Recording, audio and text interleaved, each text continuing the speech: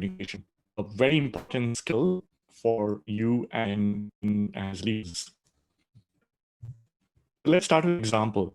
You are leading an effort and you need to provide an update to your stakeholders. It could be about design decisions. It could be about a software issue. It could be about an issue that a customer is facing, and so on. Now, when you think about providing an update, how do you summarize the details and present that information in a way that stakeholders are clear, they have the high bits, they know what they need to know, they don't need to know all the details. At the same time, if there's additional information required, they can get it from you, right?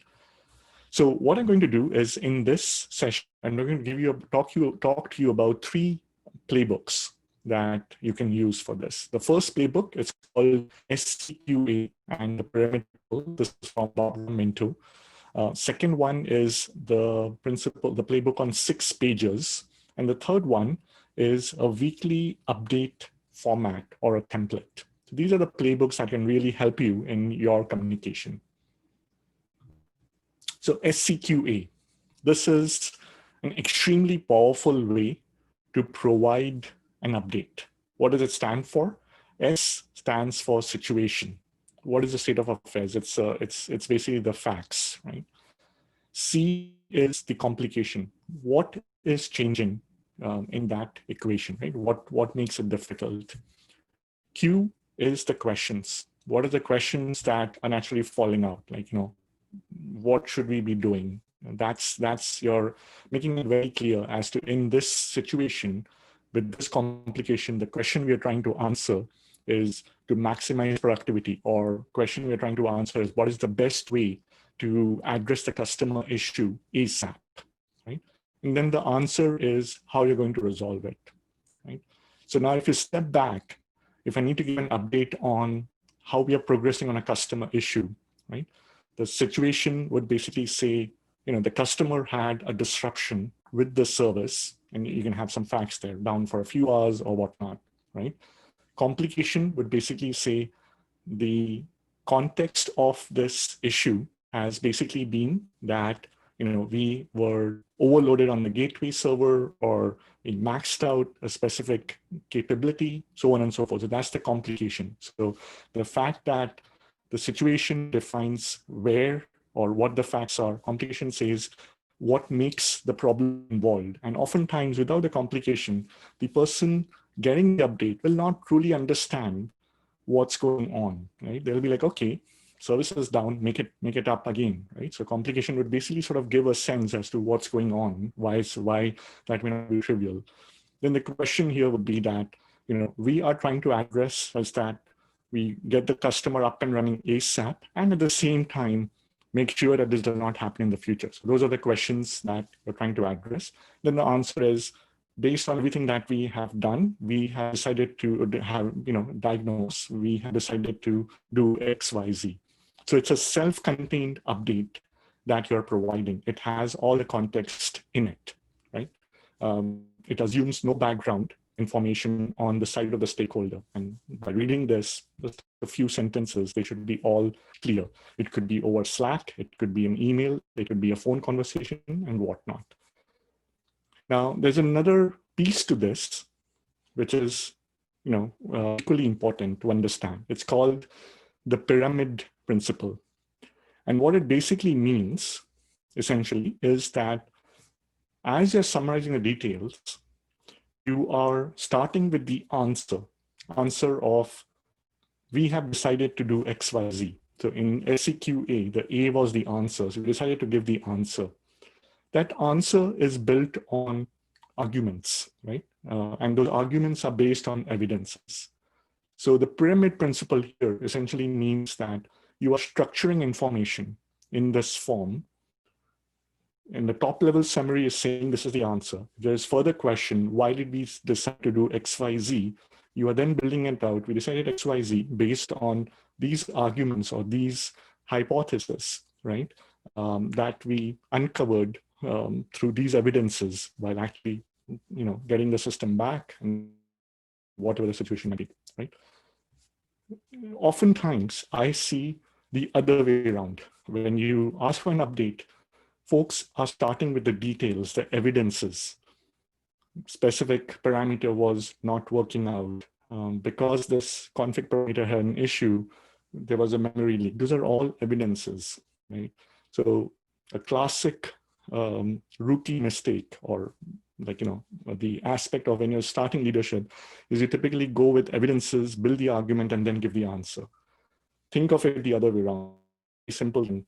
You're first giving the answer in the context of the problem, SCQA, and then building on the argument, and then having the evidences to back it up. Very powerful. In fact, some very interesting tweets on how effective SCQA is in terms of being super, super useful. Some of these folks are referring to, like, these are at Stripe, for instance, the memos are written in that form. And once you see this, you don't typically go back in the other format. So great playbook to have as a leader. The second playbook is a 6-pager. So to give you the context here, in Amazon, for the meetings that they run, they, before the meeting, have a 6-pager written up. Not a PPT, not a presentation, but a 6-pager memo. And when the meeting starts, the first 10 minutes, 20 minutes or so are dedicated for everyone reading through the 6-pager. And this is basically being a very effective model. In fact, I have applied this in several of my meetings, even back at Intuit. There were several meetings where this was applied, right? And Jeff Bezos has a very interesting point here, which is that, when you're thinking about the PPT style or PowerPoint presentation, right, you're putting very little energy in those bullets, but it's easy for the presenter, but it's difficult for the audience, right? So instead, when you think of it as a 6-page narrative,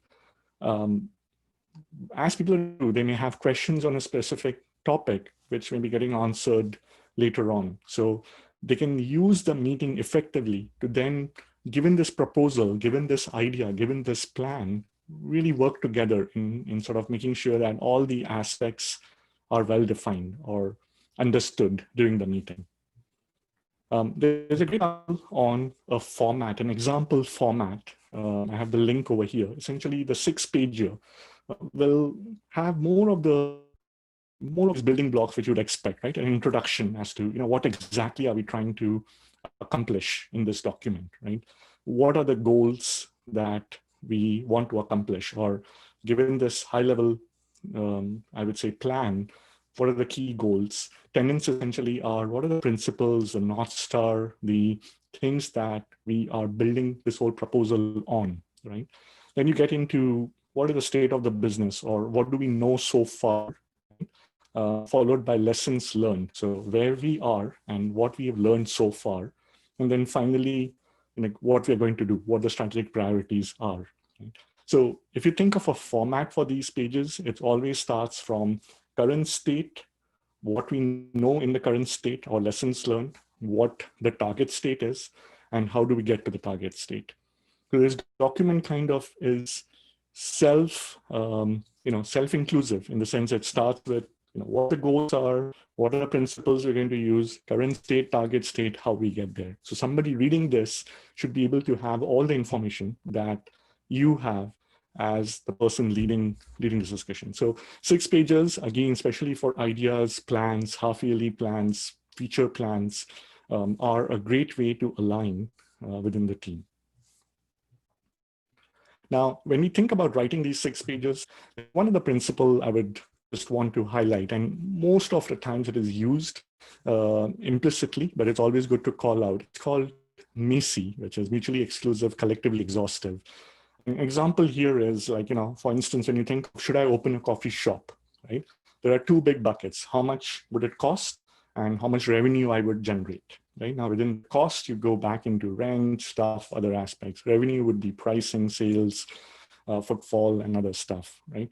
So what the MICE approach is very useful in this writing is that you typically, when you think of sections in your write-up, right?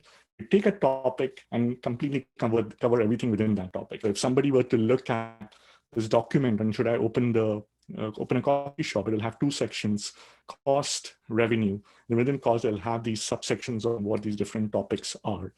So that's really, it's a very simple and intuitive approach, mutually exclusive. You don't mix topics. You don't go, to and fro. You can always refer, but obviously it has to be completely inclusive in those buckets and comprehensive. Everything that needs to be thought through is in that bucket.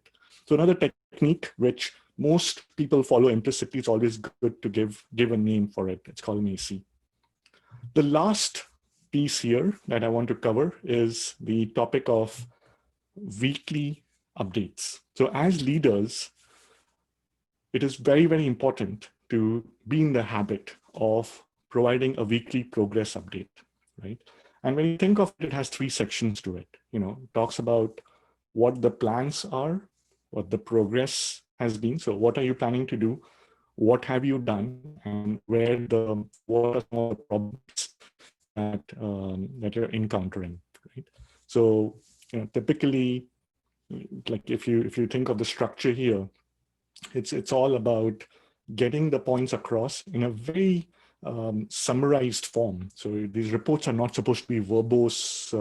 They're not 6 pages. You're really trying to capture in 1 or 2 sentences, giving a good summary of the 3 topics: what you're planning to do, what you have done, and where the problems are coming in, right? And really about the big things. So these reports are not supposed to be super comprehensive. It's not that you're covering every detail there is in the report. It's the high-level boulders, high-level mountains that you're focusing on. Yeah, a good template that I like is what I'm showing here, where highlights essentially covers what has been done, right? And it's unexpected problems and critical issues essentially would be in the section of problems, that is, things that are slowing us down, right?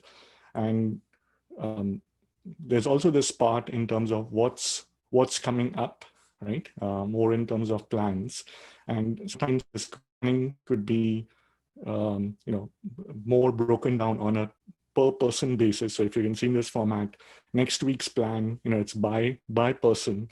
Another variant essentially is, just simply saying, okay, these are the big things that the team is working on. You don't have to spell out who's working on what, but more or less what the big themes are. So to wrap up, takeaways here, very, very important. I would say the higher you go up the management ladder, the more important it is to providing effective updates to stakeholders, a very important skill. Second key point, which is, do the homework, but present the response in the sequence of answer, argument, evidence, not the other way around, evidence, argument, then the answer. So irrespective of the details, always think or structure your thinking in that as a pyramid, right? And present that. SCQA makes it a very, I would say, self-comprehensive unit of information. And last but not the least, effective weekly updates, very critical skill for leaders. I think the thing that differentiates between effective leaders that are really looked up in organization are the ability to summarize what's going on, how is the progress, where the problems are, to their teams and to their peers. Assignment. Next time when you give an update, apply these principles. In fact, organize the details as a pyramid that we talked about of evidences, arguments, and answer, and then really summarize it in a SCQA format. Hope you found this useful. Thanks, everyone.